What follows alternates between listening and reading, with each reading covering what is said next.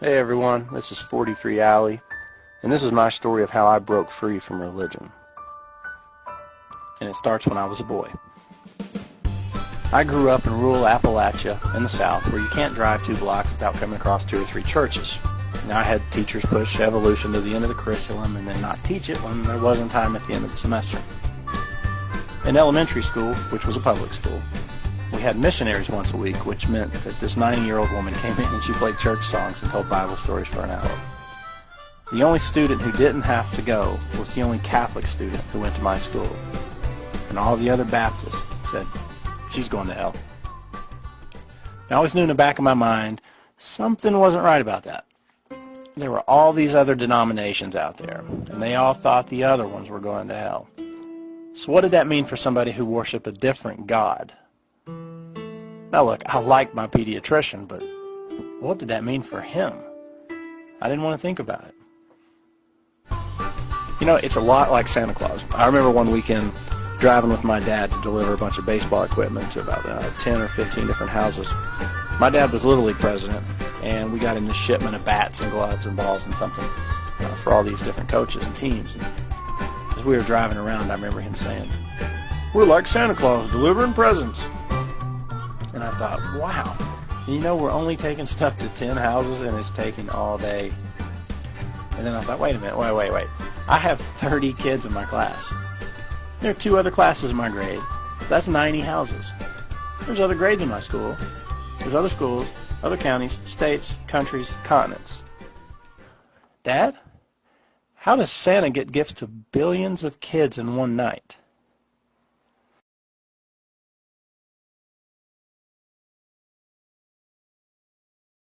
Magic, he said. And then I thought more about it. How is it possible to hold all those toys in that one single sleigh?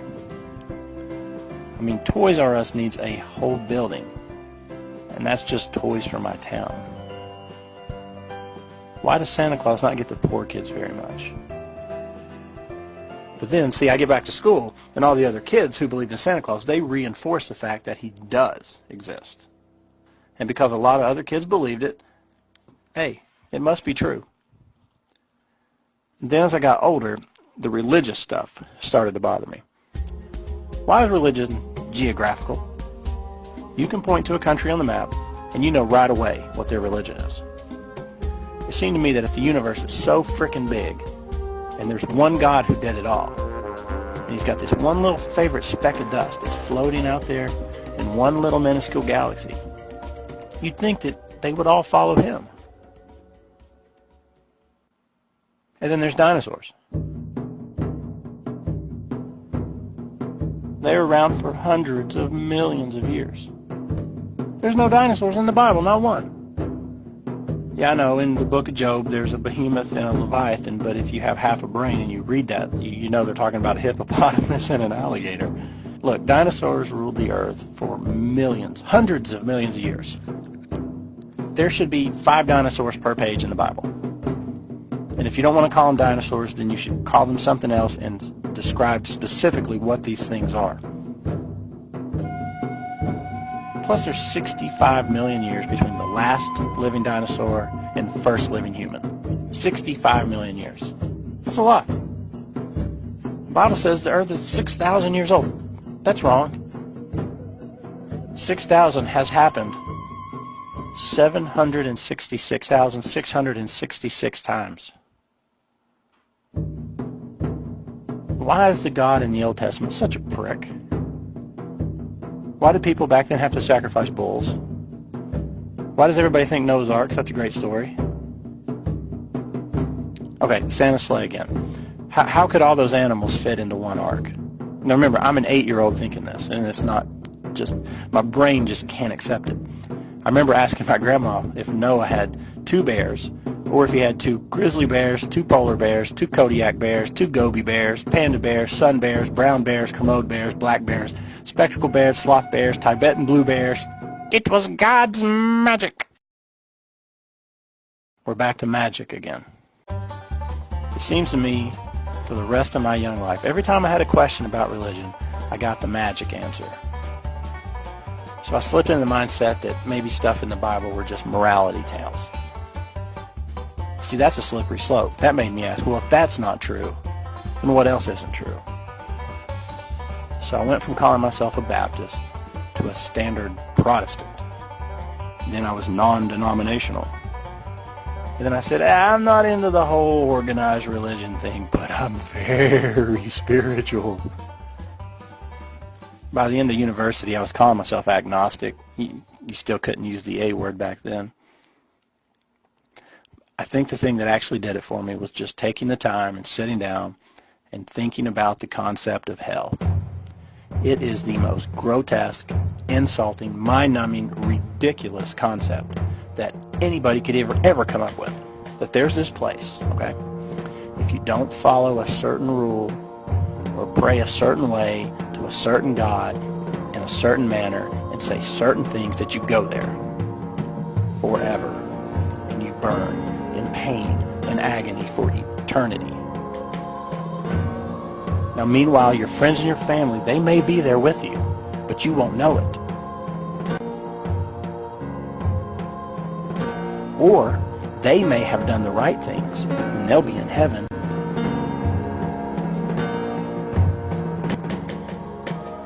Okay, but what if I did the right things, and my wife and my kids, they didn't, and they end up in hell? How am I supposed to enjoy eternity if I know that every second of infinity, my wife and my kids are on fire and being tortured by demons? How could I enjoy eternity knowing that anyone is being tortured forever? Have you ever noticed hell's not in the Old Testament? Gentle Jesus, meek and mild, shows up, and it's then and there we are threatened with eternal suffering. WWJD indeed. So I look back on the whole concept of religion. I knew I was already an atheist about Allah. I know I didn't believe in Shiva and Ganesh and all the other Hindu gods. Zeus, Poseidon, Thor, Ra, they no longer had millions of followers. Those gods had long since gone to that mass graveyard we call mythology. So I just went one God more. And I got to tell you, it was a great feeling. But it wasn't a change that came overnight. It was just little bits and pieces that happened over the course of several years. And I am a totally happy person. I'm a totally moral person. I've got a great family. I've got a great job. I can do these videos for one thing every once in a while. I donate to charities. I push my shopping carts back where they're supposed to go in parking lots. And I don't live my life worrying about what's going to come next. That's probably the best thing that came out of all this. I can enjoy the here and the now. Every moment's great. The universe is going to continue on for billions and billions of years. I only get to be here a very small part of that. And that is great. I am so lucky to be here. And I look back on my childhood with a smile. And I still, every once in a while, read the Bible. I'm actually pretty daggone familiar with it. I just look at it as a history book and written by men who are trying to figure out their place in the world. Not as a guide how to live, not as the end-all and be-all of human existence. It's a book. And it goes on the shelf with other books.